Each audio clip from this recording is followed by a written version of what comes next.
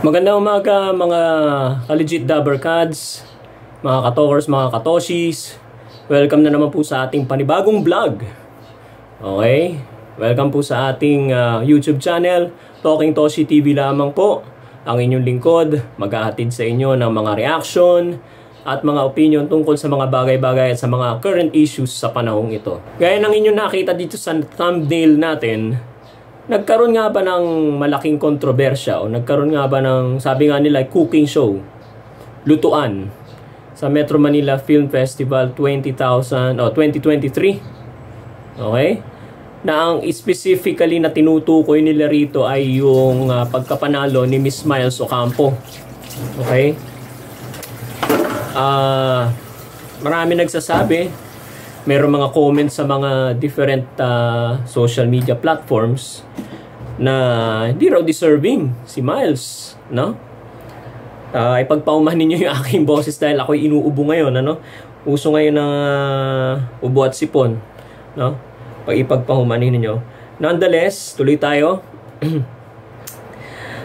Hindi raw deserving si Miles sa nakuha niyang award. Nagkaroon daw ng lutuan. Okay? Hindi raw dapat siya ang nanalo. Okay, i-analyze natin. Ito, maikli lang to. Okay? Ganito. Malalaman mo naman kung luto o may daya. No? Kung pabor na pabor sa kanya. Okay? Una-una sa lahat, bakit hindi luto, bakit hindi pabor sa kanya? May ibang nominees eh. Okay? May mga ibang na-nomina. Bukod of course do sa winner. Okay? So, sa akin, para sa akin, sa sarili ko, it was just an honest mistake. Lahat tayo nagkakamali. Kahit sa anong presentation yan, mapa sa eskwelahan, mapa corporate, pag nagpe-present ka sa klase, meron ka mga lapses eh. Minsan, nagtatype ka, antok ka na, hindi mo na nailagay pala yung ganitong phrase, ganitong words, yung ganitong entry, importante pala yun. Ipagpaumanhin nyo na yun. Okay? It was an honest mistake. Hindi siguro nailagay yung pangalan ni Miles. Siguro dahil, well, hindi natin masabi, human error or human weakness. Okay?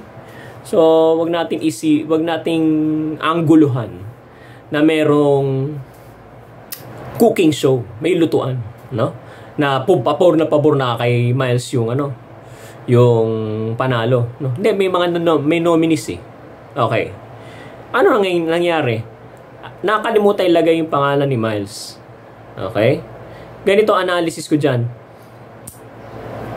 Tingnan natin yung ordinary promptings of man. Ganito siguro ang pag-uusap, ano? Ito, hindi ko naman sinasabing ito mismo yung pag-uusap, pero ito yung most probable na usapan backstage sa baba, no? Okay, binabasa na yung mga pangalan ng nominees. Nagtaka yung kung sino man yung nandun, yung committee or kung sino man yung floor director or sino man yung nakakaalam nung may listahan at kung sino nakakaalam nung winner, sino yung nanalo sa best actress. Taka siya. Bakit wala yung pangalan nung nanalo? Wala yung pangalan ni Miles Ocampo. Kasi alam niya kung sino yung panalo eh. Aba, umalma siya. Natural. To be fair, okay, sa lahat, nominado ka man o winner ka man, to be fair sa lahat at to be fair, transparent sa mga nanonood sa TV and eventually sa online, aba, i-correct mo agad yun. Okay? I-correct mo agad yun to be fair and to be transparent about it. Okay? O, wala yung pangalan ni Miles Ocampo doon. Siya yung winner. Dapat nandun yung pangalan ni Miles Ocampo to be fair to Miles. Okay? O, dapat yung pangalan niya nandun. Siya panalo eh. Okay? Siguro matatanggap ko pa ako personally yung hindi ako panalo tapos wala doon yung pangalan ko sa nominees. Yun, okay lang sa akin. Hindi ko naman panalo eh. Bakit umalma? Ba't idinagdag agad? Ba't idinagdag at sinabi kay Giselle Sanchez tsaka sa isang host, nakalimutan ko pangalan, na kasama si Miles Ocampo. Nominee rin si Miles Ocampo. Kasi to be fair to Miles Ocampo. Okay? Kasi lumitaw yung video niya dun, tapos iba yung nagkamali rin sa video kung ano nagkamali rin sa video one way or the other, ano. So ayun. So it was a human error. It was an honest mistake. Hindi natin dapat angguluhan na nagkaroon ng lutuan, ng cooking show, pabor na pabor kay Miles Ocampo. Saan ang pabor na pabor doon? Nakakalimutan nga yung pangalan. Kayo naman, di ba? Konting isip lang, konting logic. Okay? Nakalimutan nga ilagay yung pangalan eh. Kung pabor na pabor kay Miles Ocampo yun, no? At merong cooking show na nangyari, hindi mo man nailagay yung pangalan ng ibang nominees. Siya na mismo, no? At saka ano naman, matagal nang nanonominate si Miles Ocampo sa maraming major awards sa MMFF. Siguro naman it's high time na bigyan nyo naman ng chance yung bata. Napatunayan naman na niya yung sarili niya. Okay, sa maraming mga teleserye, mga iba't ibang pelikula, lalo na sa Batang Quiapo. Sabi ko nga sa inyo sa isang vlog ko, no? Panoorin nyo yung analysis ko doon sa pagkapanalo ni Miles Ocampo. Legit EE80 at legit Dabber Cards nagbubunyi, nagdiriwang sa pagkapanalo ni Miles Ocampo. Yan yung title nun. Pagbigyan nyo na, it's her time. Okay?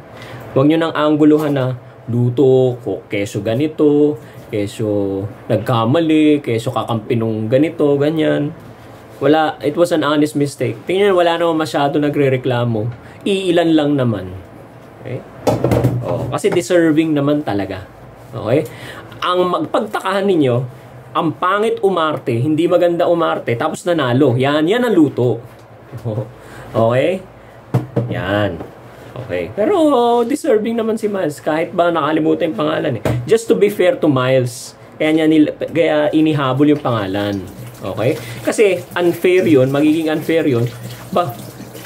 Sasabihin ng iba, wala naman yung pangalan niya doon sa listahan ng nominees at siya panalo.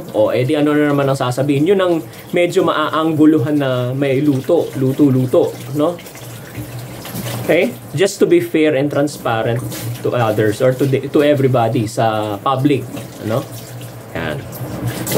So ayan, yan ang aking saloobin tungkol diyan sa mga nagko-comment na luto raw yung pagkapanalo ni Miles Ocampo. Hindi, paniwala ng karamihan, paniwala ko rin, deserving siya. It's her time to get the award, Best Supporting Actress Award. Okay? So mga kababayan, salamat sa pakikinig at panonood. Huwag po kayong mag-atubili na mag-subscribe, mag-like sa video na ito, mag-subscribe sa ating YouTube channel na Talking Toshi TV at mag-like and follow na rin po sa ating Facebook account. Yan po, nakalagay po sa inyong mga screens ngayon. Nakalagay po sa inyong screens ngayon, ano? Maraming salamat po mga kababayan, mga ka-legit Dabber Cards. Ingat po tayo, uso po ang sakit ngayon. Pangalagaan po natin ang ating mga sarili para sa ating mga pamilya at mahal sa buhay. God bless. Thank you very much. Magandang araw.